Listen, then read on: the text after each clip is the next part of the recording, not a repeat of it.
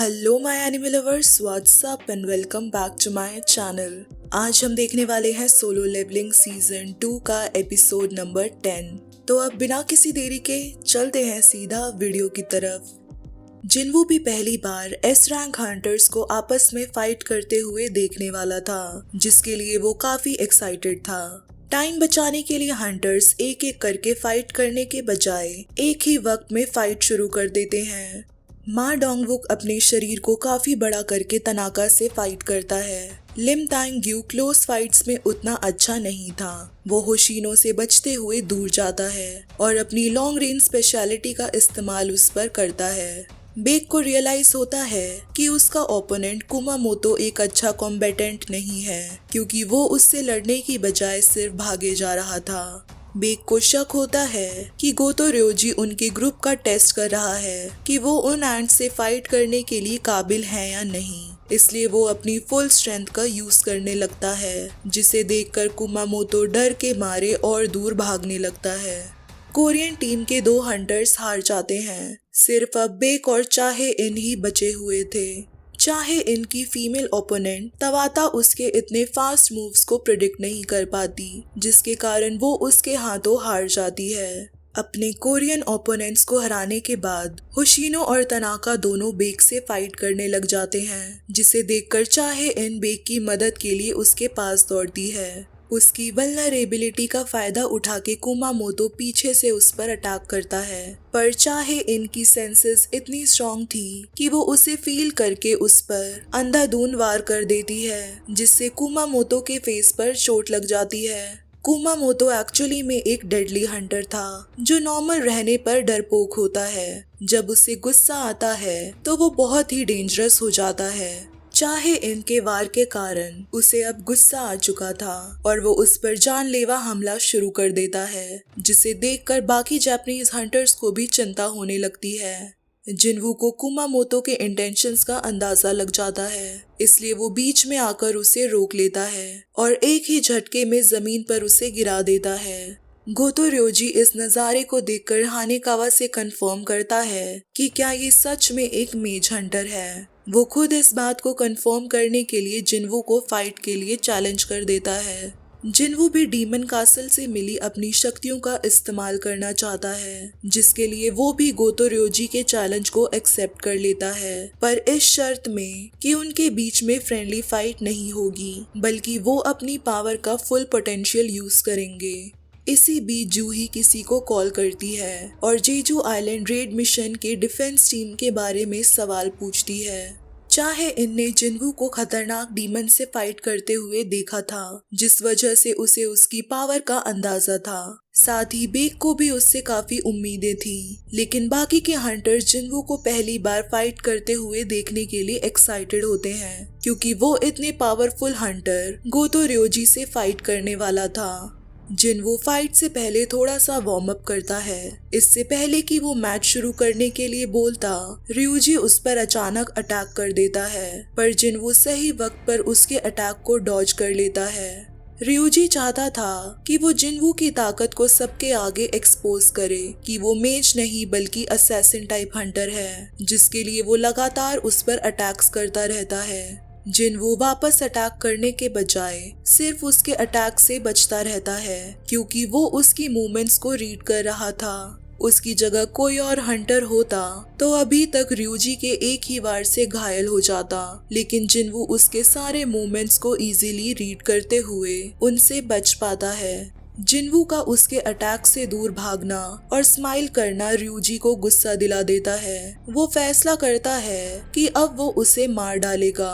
पूरी ताकत लगाकर वो जिन्वू पर अटैक करता है, जिससे सबको लगता है कि वो घायल हो चुका होगा, लेकिन जब वो देखते हैं तो जिन्वू ने रयोजी के अटैक को सिर्फ एक हाथ से रोक दिया था। जिन्वू के चेहरे पर चोट लग जाती है।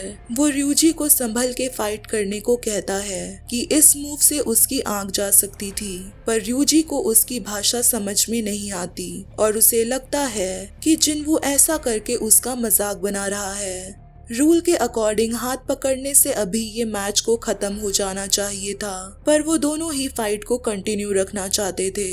बाकी के सारे लोगों को भी उनकी इंटेंशन समझ में आ गई थी। अगर वो ऐसे ही लड़ते रहे तो दोनों को ही सीरियस इंजरी हो सकती थी, इसलिए हंटर्स बीच में आकर उन्हें लड़ने से रोक लेते हैं। जिन्वू को प्रॉपरली लड़ने का मौका नहीं मिल पाया था, लेकिन उसे इस बात की खुशी थी कि उसे सबके फाइटिंग स्टाइल का पता चल गया था। साथ ही उसने अपने 5 शैडोज को हंटर्स के ऊपर नजर रखने के लिए लगा दिया था। बाद में जेजू आइलैंड में जाने वाले हंटर्स की ऑफिशियल लिस्ट आ जाती है, जिसे देखकर सबको हैरानी होती है क्योंकि उसमें जिन्वू का नाम नहीं था। ट्रेनिंग के बाद जिन्वू ने गुनही को इस बारे में बता दिया था कि वो इस रेड में पार्टिसिपेट नहीं कर सकता था, इसलिए अब 15 S rank hunters Jeju island raid में जाने वाले थे।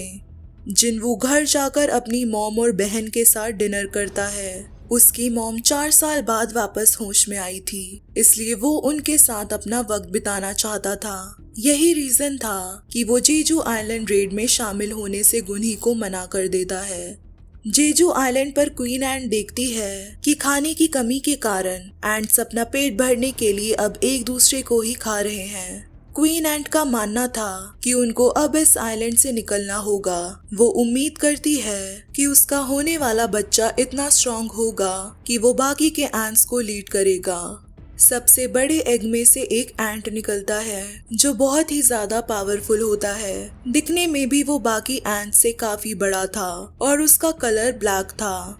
न्यूज रिपोर्टर पब्लिक को एंट्स के एवोल्यूशन के बारे में खबर करती है। हंटर एसोसिएशन ने ये जानकारी ऑफिशियल कर दी थी, तो अब न्यूज में भी उनके प्लान्स के बारे में बताया जाता है। साथ ही बाकी के हंटर्स को भी इस मिशन में डिफेंस टीम का हिस्सा बनने के लिए कहा जाता है।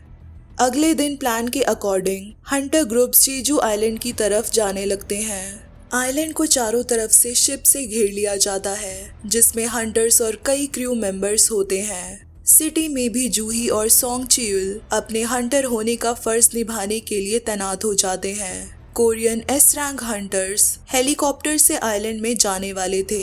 बेक ब्यूंग को अपनी टीम में देखकर सरप्राइज हो जाता है। ब्यूंग ने फाइनली ये रियलाइज कर लिया था कि ये मिशन उनके लिए कितना इम्पोर्टेंट है, इसलिए वो हिम्मत करके रेड में पार्टिसिपेट कर रहा था। Japanese S rank hunters already Jeju island में अपने पोजीशंस में आ गए थे और वो यहाँ के सिचुएशन को लगातार आपस में रिपोर्ट कर रहे थे।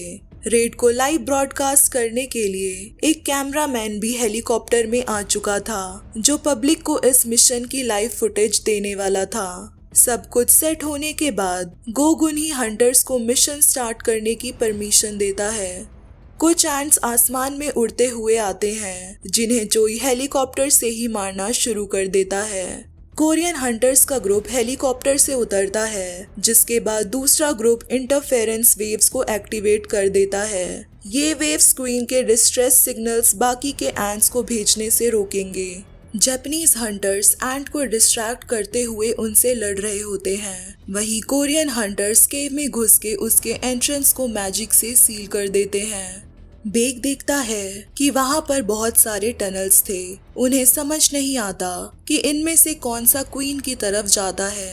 वक्त बचाने के लिए चोई अपनी फायर पावर्स का यूज करके सारे टनल्स में ब्लास्ट करता है, जिससे उन्हें सबसे बड़ा टनल मिल जाता है। दूसरी तरफ जिन्वू पार्क में अपना डेली क्वेस्ट मिशंस को पूरा कर रहा था। वहां सन्नाटा देखकर वो समझ जाता है कि रेड अब तक शुरू हो चुका होगा। उसे उम्मीद होती है कि इतने सारे एस रैंक हंटर्स के शामिल होने के कारण इस मिशन में वो लोग उसके बिना भी सक्सेसफुल होंगे। टनल में काफी ट्रैवल करने के बाद वो फाइनली नेस्ट में पहुंच जाते हैं, जहां पर बहुत सारे एग्स थे। उन्हें वहां एक टूटा हुआ एग दिखाई देता है, जो कि साइज में बहुत ही बड़ा था। उन्हें इस बात की चिंता सताती है कि आखिर कैसा बीस्ट इससे पैदा हुआ होगा। जापानीज हंटर केंजो तनाका एंट से लड़ते हुए थोड़ा सा घायल हो जाता है। वो अपनी टीममेट हीलर अकारी से हीलिंग मांगता है। अकारी मस्ती करते हुए कहती है कि वो उसे तब हील करेगी जब वो बदले में उसे कोई गिफ्ट देगा। केंजो उससे पूछने ही वाला होता है कि वो क्या गिफ्ट चाहती है कि कोई तभी अकारी का सर उसकी बॉडी से अलग कर देता है। सो हे गाइस, अगर ये वीडियो आप सबको पसंद आई है then don't forget to like, share and also subscribe to my channel. और बाकी के सोलो लेवलिंग के एपिसोड्स को चेकआउट करना मत भूलना। तब तक के लिए टेक केयर एंड सायोनारा।